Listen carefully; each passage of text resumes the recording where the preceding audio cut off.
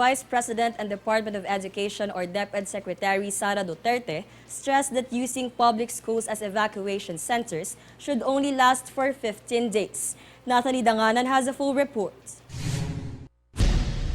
Vice President and Department of Education or DepEd Secretary Sara Duterte reiterated that public schools can only be used as evacuation centers for a maximum of 15 days only. During a Senate committee hearing, Duterte added that she recently released a department order to DepEd field offices instructing them not to allow public schools to be used as evacuation centers beyond 15 days.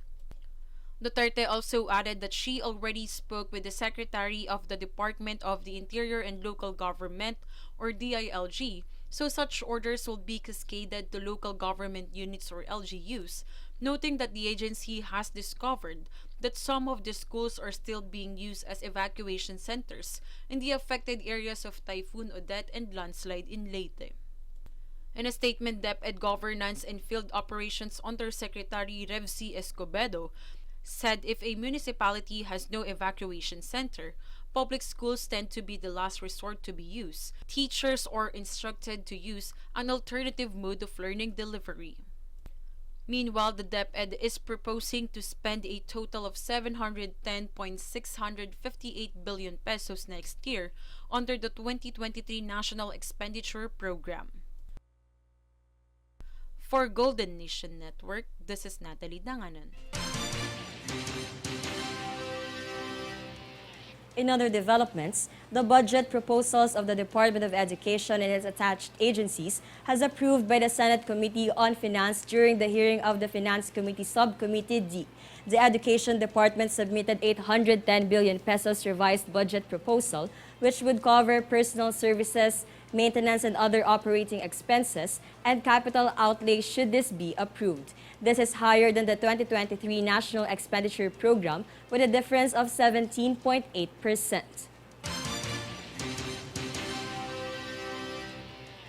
The Department of Social Welfare and Development, or DSWD, held a five-day co-location partnership with the Philippine Statistics Authority, or PSA, registration for the Philippine Identification System, or PhilSys ID, for the DSWD's beneficiaries last September 19 to 23.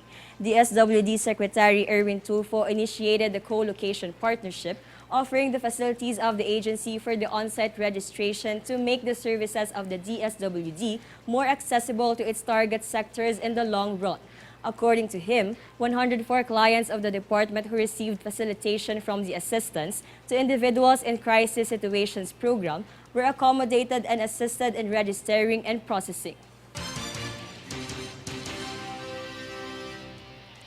Meantime, in light of the nation's over 100,000 nurse shortfall, several Filipino healthcare professionals demanded higher pay. JC Ogaire has a full report.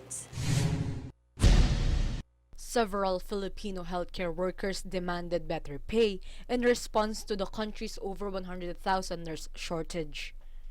The Philippine Overseas Employment Agency, or OWA, claims that the shortage of 290,000 healthcare employees prevents the deployment of healthcare personnel. According to the Department of Health, or DOH, hospitals, clinics, and other public and private facilities nationwide require 106,000 nurses. According to DOH Officer in Charge Maria Rosario Vergere, the country also lacks enough dentists, midwives, radiologic technologists, medical technologists, occupational therapists, and physical therapists. In contrast, the DMW Secretary Susan Toots Ople stated that before reaching a decision, they will address the matter with the POEA and DOH in the Interagency Task Force of Emerging Infectious Disease, or IATF. For Golden Nation Network, this is JC Ogaire. On to another report, the Commission on Elections, or COMELEC, is prepared to halt the printing of official ballots for the Barangay and Sangguniang Kabataan Elections, or BSKE, in 2022 in the event if a law postponing that December elections has been passed. According to acting COMELEC spokesperson John Rex Laudianco, they will continue to print the almost 92 million ballots or stop it once the law is signed by President Ferdinand Marcos Jr. The Bicameral Conference Committee report that moved the December 2022 elections to the final Monday of October 2023 was approved by both the Senate and the House of Representatives and currently has a pending approval from the President.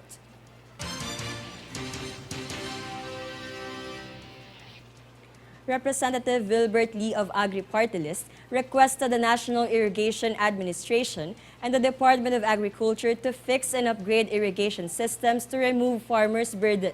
JC Ogaire has the full report.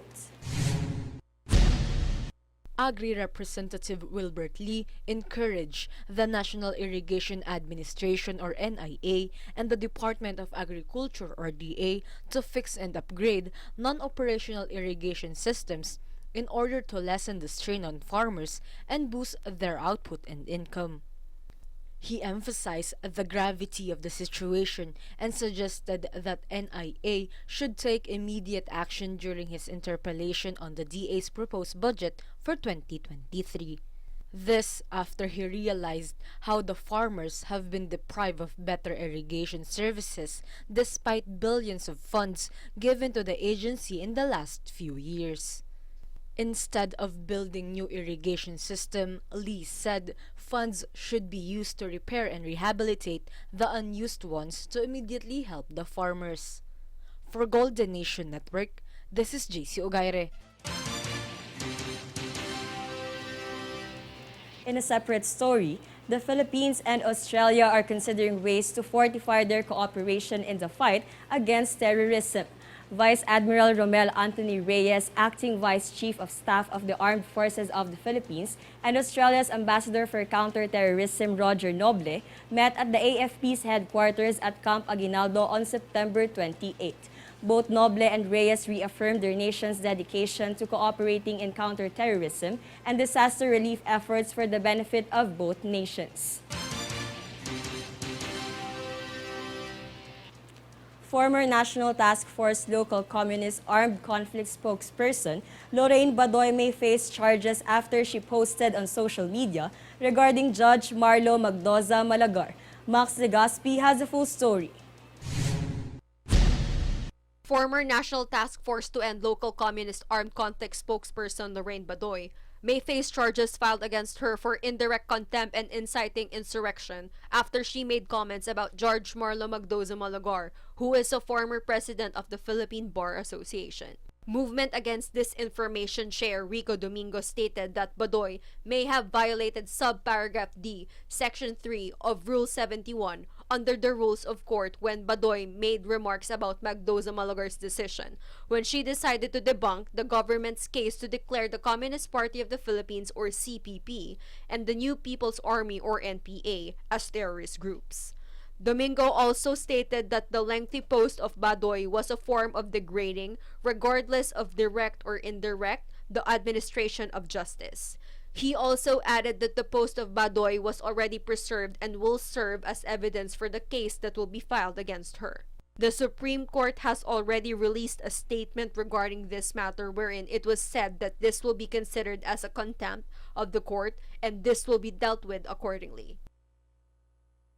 For Golden Nation Network, this is Max Legaspi.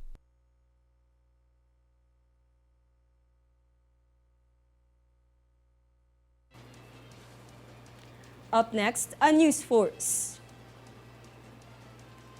Committee of the House of Representatives to observe business as usual protocol even in month-long recess.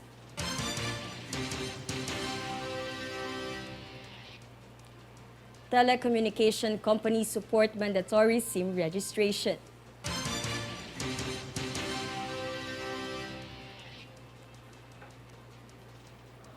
Armed conflict spokesperson Lorraine Badoy set to face charges of indirect contempt and inciting insurrection.